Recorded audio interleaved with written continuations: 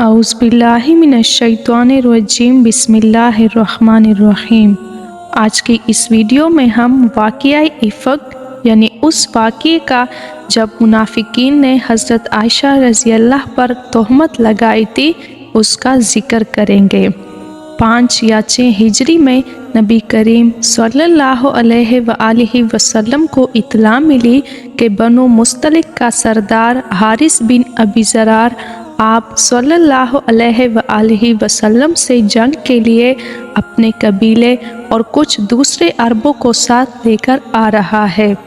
آپ صلی اللہ علیہ وآلہ وسلم نے تحقیق کے لیے ایک صحابی کو بھیجا۔ انہوں نے اس قبیلے میں جا کر حارث بن ابی ضرار سے ملاقات اور بات چیت کی اور واپس آ کر رسول اللہ صلی اللہ علیہ وآلہ وسلم کو حالات سے باخبر کیا۔ جب آپ صلی اللہ علیہ وآلہ وسلم کو خبر کی صحت کا اچھی طرح یقین آ گیا تو آپ صلی اللہ علیہ وآلہ وسلم نے صحابہ کرام رضی اللہ کو تیاری کا حکم دیا اور بہت جلد روانہ ہو گئے۔ اس غزوے میں آپ صلی اللہ علیہ وآلہ وسلم کے ہمراہ منافقین کی بھی ایک جماعت تھی جو اس سے پہلے کسی غزوے میں نہیں گئی تھی۔ ان منافقین میں ایک عبداللہ بن ابی تھا جن کو اسلام اور مسلمانوں سے عموماً اور رسول اللہ صلی اللہ علیہ وآلہ وسلم سے خصوصی دشمنی تھی۔ چونکہ اوس و خزرج اس کی قیادت پر متفق ہو چکے تھے اور اس کی تاج پوشی کے لیے مونگوں کا تاج بنایا جا رہا تھا کہ اتنے میں مدینہ کے اندر اسلام کی شعاعیں پہنچ گئی اور لوگوں کی توجہ ابن ابی سے ہٹ گئی۔ اس لیے اسے احساس تھا کہ رسول اللہ صلی اللہ علیہ وآلہ وسلم نے اس کی بادشاہت چھین لی ہے۔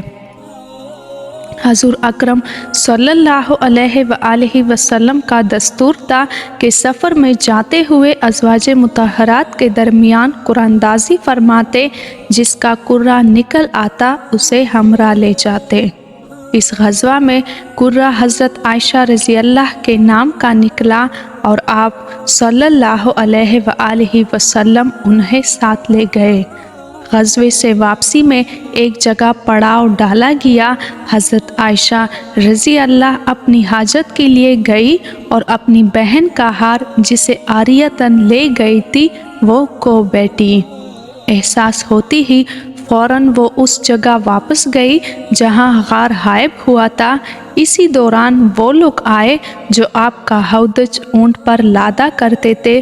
انہوں نے سمجھا کہ آپ ہودج کے اندر تشریف فرما ہے، اس لیے اسے اونٹ پر لاد دیا اور ہودج کے ہلکے پن پر نہ چونکے، کیونکہ حضرت عائشہ رضی اللہ ابھی نوعمر تھی، ان کا بدن موٹا نہیں تھا، نیز چونکہ کئی آدمیوں نے مل کر ہودج اٹھایا تھا اس لیے بھی ہلکے پن پر تعجب نہ ہوا۔ بہرحال حضرت عائشہ رضی اللہ ہار ڈھونڈ کر قیام گاہ پہنچی تو پورا لشکر جا چکا تھا اور میدان بالکل خالی پڑا تھا، نہ کوئی پکارنے والا تھا نہ کوئی جواب دینے والا۔ وہ اس خیال سے وہیں بیٹھ گئی کہ لوگ انہیں نہ پائیں گے تو پلٹ کر وہی تلاش کرنے آئیں گے، لیکن اللہ اپنے امر پر غالب ہے، وہ بالائے عرش سے جو تدبیر چاہتا ہے کرتا ہے۔ چنانچہ حضرت عائشہ رضی اللہ کی آنکھ لگ گئی اور وہ سو گئی۔ پھر صفوان بن معطل رضی اللہ عنہ کی یہ آواز سن کر بیدار ہوئی کہ اِنَّ لِلَّهِ وَإِنَّ إِلَيْهِ راجعون۔ رسول اللہ صلی اللہ علیہ وآلہ وسلم کی بیوی، وہ پچھلی رات کو چلا آ رہا تھا، صبح کو اس جگہ پر پہنچا جہاں آپ رضی اللہ موجود تھی۔ انہوں نے جب حضرت عائشہ رضی اللہ کو دیکھا تو پہچان لیا، کیونکہ وہ پردے کا حکم نازل ہونے سے پہلے بھی انہیں دیکھ چکے تھے۔ انہوں نے اِنَّ لِلَّهِ پڑھی اور اپنی سواری بٹھا کر حضرت عائشہ رضی اللہ کے قریب کر دی۔ حضرت عائشہ رضی اللہ اس پر سوار ہو گئی۔ حضرت صفوان رضی اللہ نے اِنَّ لِلَّهِ کے سوا زبان سے ایک لفظ نہ نکالا۔ وہ چپ چاپ سواری کی نکیل تامے اور پیدل چلتے ہوئے لشکر میں آ گئے۔ یہ ٹھیک دوپہر کا وقت تھا اور لشکر پڑاؤ ڈال چکا تھا۔ انہیں اس کیفیت کے ساتھ آتا دیکھ کر مختلف لوگوں نے اپنے اپنے انداز پر تبصرہ کیا اور اللہ کے دشمن خبیث عبداللہ بن ابی کو بڑاس نکالنے کا ایک اور موقع مل گیا۔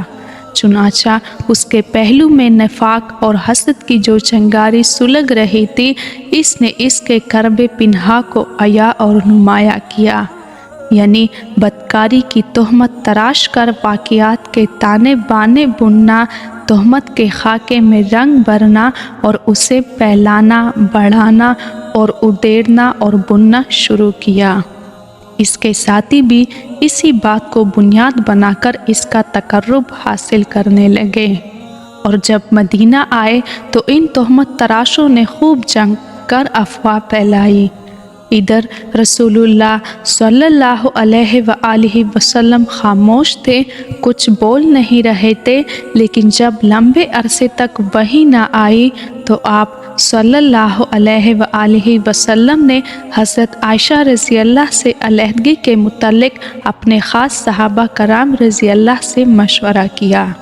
حضرت علی رضی اللہ نے صراحت کیے بغیر اشاروں میں مشورہ دیا کہ آپ ان سے علیحدگی اختیار کر کے کسی اور سے شادی کر لے، لیکن حضرت اسامہ رضی اللہ اور باقی صحابہ نے مشورہ دیا کہ آپ صلی اللہ علیہ وآلہ وسلم انہیں اپنی زوجیت میں برقرار رکھے اور دشمنوں کی بات پر کان نہ دھرے۔ اس کے بعد آپ صلی اللہ علیہ وآلہ وسلم نے منبر پر کھڑے ہو کر عبداللہ بن ابی کی اظہار رسانیوں سے نجات دلانے کی طرف توجہ دلائی۔ اس پر حضرت سعد بن معاذ رضی اللہ اور اسید بن حضیر رضی اللہ نے اس کے قتل کی اجازت چاہی، لیکن رسول اللہ صلی اللہ علیہ وآلہ وسلم نے انہیں خاموش کیا اور پھر خود بھی خاموش ہو گئے۔ ادھر حضرت عائشہ رضی اللہ کا حال یہ تھا کہ وہ غزوے سے واپس آتی ہی بیمار پڑ گئی اور 1 مہینے تک مسلسل بیمار رہی۔ انہیں اس تہمت کے بارے میں کچھ بھی معلوم نہ تھا، البتہ انہیں یہ بات کھٹکتی رہتی تھی کہ بیماری کے حالت میں رسول اللہ صلی اللہ علیہ وآلہ وسلم کی طرف سے جو لطف و عنایت ہوا کرتی تھی اب وہ نظر نہیں آ رہی تھی۔ بیماری ختم ہوئی تو وہ ایک رات مصطح کے ہمراہ قضاء حاجت کے لیے میدان میں گئی۔ اتفاق سے مصطح اپنی چادر میں پھنس کر پھسل گئی اور اس پر انہوں نے اپنے بیٹے کو بد دعا دی۔ حضرت عائشہ رضی اللہ نے اس حرکت پر انہیں ٹوکا تو انہوں نے حضرت عائشہ رضی اللہ کو یہ بتانے کے لیے کہ میرا بیٹا بھی اس افواہ کے جرم میں شریک ہے، تہمت کا واقعہ کہہ سنایا۔ حضرت عائشہ رضی اللہ نے واپس آ کر اس خبر کا ٹیک ٹیک پتہ لگانے کی غرض سے رسول اللہ صلی اللہ علیہ وآلہ وسلم سے والدین کے پاس جانے کی اجازت چاہی۔ پھر اجازت پا کر والدین کے پاس تشریف لے گئی اور صورتحال کا یقینی طور پر علم ہو گیا تو بے اختیار رونے لگی، اور پھر 2 راتیں اور 1 دن روتے روتے گزر گیا۔ اس دوران نہ نیند کا سرما لگایا، نہ آنسوؤں کی جڑی رکی۔ وہ محسوس کرتی تھی کہ روتے روتے کلیجہ شک ہو جائے گا۔ اسی حالت میں رسول اللہ صلی اللہ علیہ وآلہ وسلم تشریف لائے، کلمہ شہادت پر مشتمل خطبہ پڑھا اور اما بعد کہہ کر فرمایا: اے عائشہ، مجھے تمہارے متعلق ایسی اور ایسی بات کا پتہ لگا ہے، اگر تم اس سے بری ہو تو اللہ تعالیٰ عنْ قریب تمہاری براءت ظاہر فرما دیں گے، اور اگر خدا نخواستہ تم سے کوئی گناہ سرزد ہو گیا ہے تو تم اللہ تعالیٰ سے مغفرت مانگو اور توبہ کرو، کیونکہ بندہ جب اپنے گناہ کا اقرار کر کے اللہ کے حضور توبہ کرتا ہے تو اللہ تعالیٰ اس کی توبہ قبول کر لیتا ہے۔ इस वक्त हज़रत आयशा रज़ी अल्लाह के आंसू एकदम थम गए और अब उन्हें आंसुओं का एक कतरा भी महसूस न हो रहा था। उन्होंने अपने वालिदैन से कहा कि वो आप सल्लल्लाहु अलैहि वसल्लम को जवाब दे, लेकिन उनकी समझ में न आया कि क्या जवाब दे। इसके बाद हज़रत आयशा रज़ी अल्लाह ने खुद ही कहा, वल्लाह मैं जानती हूँ कि ये बात सुनते सुनते आप लोगों के दिलों में अच्छी तरह बैठ गई है और आप लोगों ने इसे बिल्कुल सच समझ लिया है। इसलिए अब अगर मैं ये कहूँ कि मैं बरी हूँ और अल्लाह खूब जानता है कि मैं बरी हूँ, तो आप लोग मेरी बात सच न समझेंगे, और अगर मैं किसी बात का इतराफ़ कर लूँ हालांकि अल्लाह खूब जानता है कि मैं बरी हूँ, तो आप लोग सही मान लेंगे। ऐसी सूरत में वल्लाह मेरे लिए और आप लोगों के लिए वही मिसल है जिसे हज़रत यूसुफ़ अलैहिस्सलाम के वालिद ने कहा था कि सब्र ही बेहतर है और तुम लोग जो कुछ कहते हो इस पर अल्लाह की मदद मतलूब है। इसके बाद हज़रत आयशा रज़ी अल्लाह दूसरी तरफ जाकर लेट गई और इसी वक्त रसूलुल्लाह सल्लल्लाहु अलैहि वसल्लम पर वही का नुज़ूल शुरू हो गया। फिर जब आप सल्लल्लाहु अलैहि वसल्लम से नुज़ूल वही की शिद्दत व कैफियत ख़त्म हुई तो आप मुस्कुरा रहे थे और आप सल्लल्लाहु अलैहि वसल्लम ने पहली बात जो फरमाई वो ये थी कि ए आयशा, अल्लाह ने तुम्हें बरी कर दिया। इस पर खुशी से उनकी माँ बोली, आयशा, हजूर सल्लल्लाहु अलैहि वसल्लम की जानिब उठो, यानी शुक्रिया अदा करो। उन्होंने अपने दामन की बारात और रसूलुल्लाह सल्लल्लाहु अलैहि वसल्लम की मोहब्बत पर एतमाद व वसूक के सबब कदर नास के अंदाज में कहा, वल्लाह मैं तो उनकी तरफ ना उठूँगी और सिर्फ़ अल्लाह की हम्द करूँगी। इस मौके पर वाक़या इफ़्क से मुतल्लिक़ सूरह नूर की 10 आयत नाजिल हुई। इसके बाद तोहमत तराशी के जुर्म में मिस्ताह बिन असासा, हसान बिन साबित और हमना बिनते जहश रज़ी अल्लाह को 80-80 कोड़े मारे गए। अलबत्ता खबीस अब्दुल्ला बिन उबई की पीठ इस सज़ा से बच गई।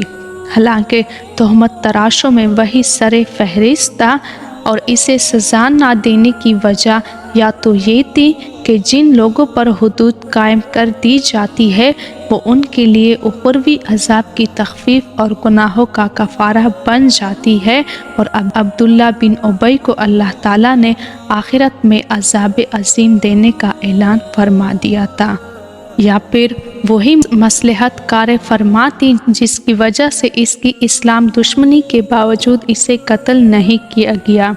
इस तरह एक महीने के बाद मदीना की फ़िज़ा शक व शुबहे और कल को इज़्तिराब के बादलों से साफ़ हो गई और अब्दुल्ला बिन उबई इस तरह रुसवा हुआ कि दोबारा सर न उठा सका। इब्ने इसहाक कहते हैं कि इसके बाद जब वो कोई गड़बड़ करता तो ख़ुद उसकी कौम के लोग उसे अताब करते, उसकी गिरफ्त करते और उसे सख्त सुस कहते। इस कैफियत को देखकर रसूलुल्लाह सल्लल्लाहु अलैहि वसल्लम ने हज़रत उमर रज़ी अल्लाह से कहा, ए उमर, क्या ख़याल है? देखो, वल्लाह अगर तुम इस शख्स को इस दिन कत्ल कर देते जिस दिन तुमने मुझसे इसे कत्ल करने की बात कही थी तो इसके बहुत से हमदर्द उठ खड़े होते, लेकिन अगर आज इन्हीं हमदर्दों को इसके कत्ल का हुक्म दिया जाए तो वो इसे कत्ल कर देंगे। हज़रत उमर ने कहा, वल्लाह मेरी समझ में खूब आ गया है कि रसूलुल्लाह सल्लल्लाहु अलैहि वसल्लम का मामला मेरे मामले से ज़्यादा बाबरकत है।